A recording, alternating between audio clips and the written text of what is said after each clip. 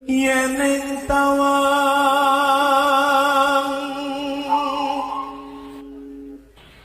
ana lintang. Assalamualaikum warahmatullahi wabarakatuh. Rahayu Sagung Dumadi.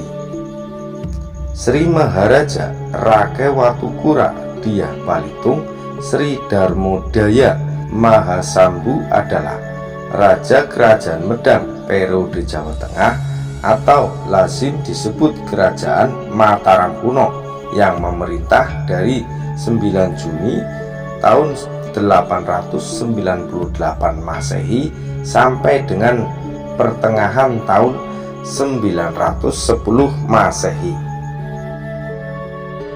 Wilayah kekuasaannya mencakup Jawa Tengah, Jawa Timur, bahkan Bali. Menurut para sejarawan, misalnya Bukhari atau Purbacaraka, menyebutkan bahwa Dyah Balitung berhasil naik tahta karena menikahi putri raja sebelumnya. Kemungkinan raja tersebut adalah Rakewatuhumalang yang menurut Prasasti Mantiasi memerintah sebelum Balitung. Mungkin alasan Dyah Balitung bisa naik tahta bukan hanya itu, mengingat raja sebelumnya ternyata juga memiliki putra bernama Empu Daksa dalam Prasasti Talahap. Alasan lain yang menunjang adalah keadaan kerajaan Medang sepeninggal Rake Kayuwangi mengalami perpecahan, yaitu dengan ditemukannya Prasasti Munggu Antam atas nama Maharaja Rake Gurunwangi dan Prasasti Poh Dulur atas nama Rake Limus Dyah Dewandra. Jadi kemungkinan besar Dyah Balitung yang merupakan menantu Rakewatuhumalang atau Raja Medang pengganti Rake Kayuwangi berhasil menjadi pahlawan dengan menaklukkan Rake Gurunwangi dan Rake Limus sehingga kembali mengakui kekuasaan tunggal di Kerajaan Medang. Maka sepeninggal Rakewatuhumalang, rakyat pun memilih Balitung sebagai raja daripada iparnya, yaitu Empu Daksa. Pada masa pemerintahan Dyah Balitung, istana Kerajaan Medang tidak lagi berada di daerah Mataram ataupun Mamprati, melainkan sudah dipindahkan ke daerah Poh Pitu yang diberi nama Yawapura. Hal itu mungkin karena istana Mampuratipura yang dulu dibangun oleh Rake Pikatan telah rusak akibat perang saudara antara Rake Kayuwangi melawan Rake Gurunwangi. Prasasti tertua atas nama Balitung yang berhasil ditemukan adalah Prasasti Talahap tanggal 11 September tahun 899 Masehi. Namun bukan berarti ini adalah prasasti pertamanya, atau dengan kata lain bisa jadi Dyah Balitung sudah naik takhta sebelum tahun 899 Masehi.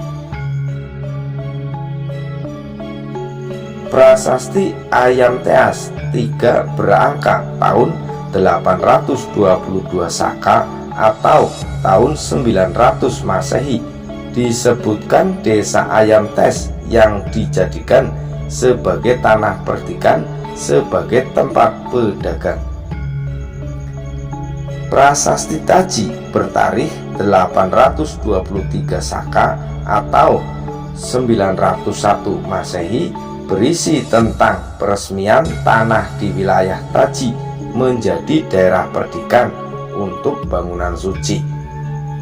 Kuil Dewa Saba dan sawah di Taji dijadikan daerah perdikan untuk kuil itu oleh Rakrean Watu Tihang Pusanggarma Durandra atas perintah Sri Maharaja Rake Watukura Dyah Balitung.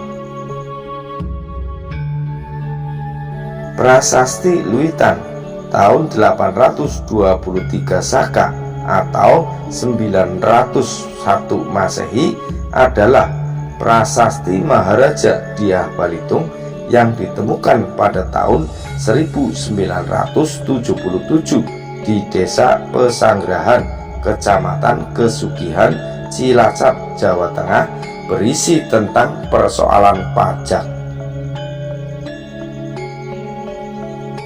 Disusul kemudian prasasti Watukura pada tanggal 27 Juli tahun 902 Masehi. Prasasti tersebut adalah prasasti tertua yang menyebutkan adanya jabatan Rakrean Kanuruhan, yaitu semacam jabatan Perdana Menteri. Sementara itu, jabatan Rakrean Mapati pada zaman Balitung merupakan jabatan putra mahkota yang dipegang oleh Empu Daksa. Prasasti Telang tanggal 11 Januari 904 Masehi berisi tentang pembangunan komplek penyeberangan bernama Paparuhuan yang dipimpin oleh Rake Welar Empu Sudarsana di tepi Bengawan Solo. Dyah Balitung membebaskan pajak desa-desa sekitar Paparahuan dan melarang para penduduknya untuk memungut upah dari para penyeberang. Prasasti Rumwiga 1 tahun 904 Masehi berisi tentang permohonan pengurangan besarnya pajak di desa Rumwiga kepada Dyah Balitung. Permohonan ini dikabulkan oleh raja. Prasasti Rumwiga 2 tahun 905 Masehi berisi tentang aduan masyarakat di desa Rumwiga atas perkara penyelewengan pajak kepada Empu Daksa pada saat masih menjabat Mahamantri Ihino di era Dyah Balitung.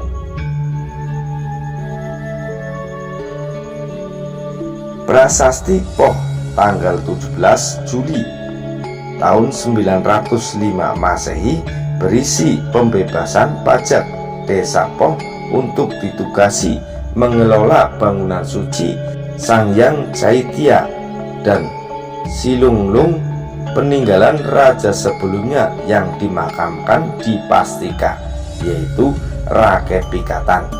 Raja ini merupakan kakek dari Empu Daksa dan Permaisuri Dyah Balitung. Prasasti Kubu-Kubu tanggal 17 Oktober tahun 905 Masehi berisi anugerah desa Kubu-Kubu kepada Rakrean Hujung Dyah Mangarak dan Rakrean Matuha Dyah Majawuntang karena keduanya berjasa memimpin penaklukan daerah Bantan. Beberapa sejarawan menafsirkan Bantan sebagai nama lain dari Bali. Istilah Bantan artinya korban, sedangkan Bali artinya persembahan.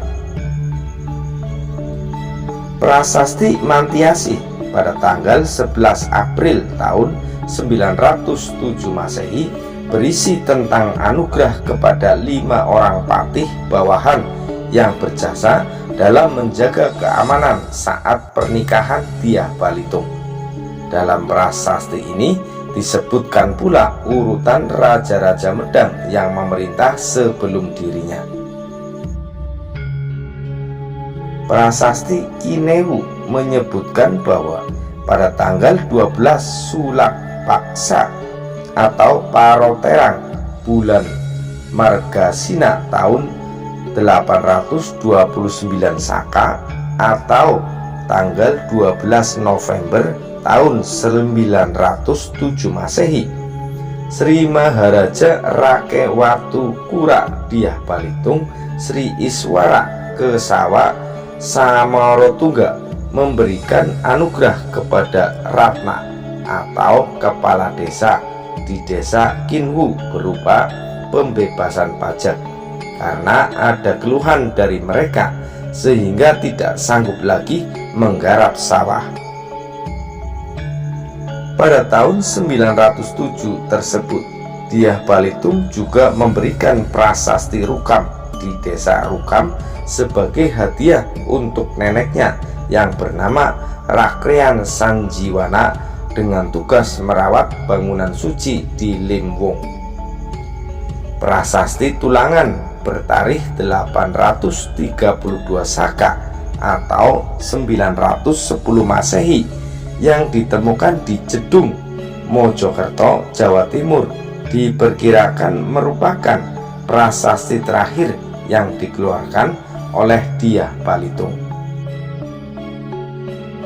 Dalam prasasti Tulangan ini memakai gelar Sri Maharaja Rakegaluh Dyah Garuda Muka Sri Darmodya Wahasambu.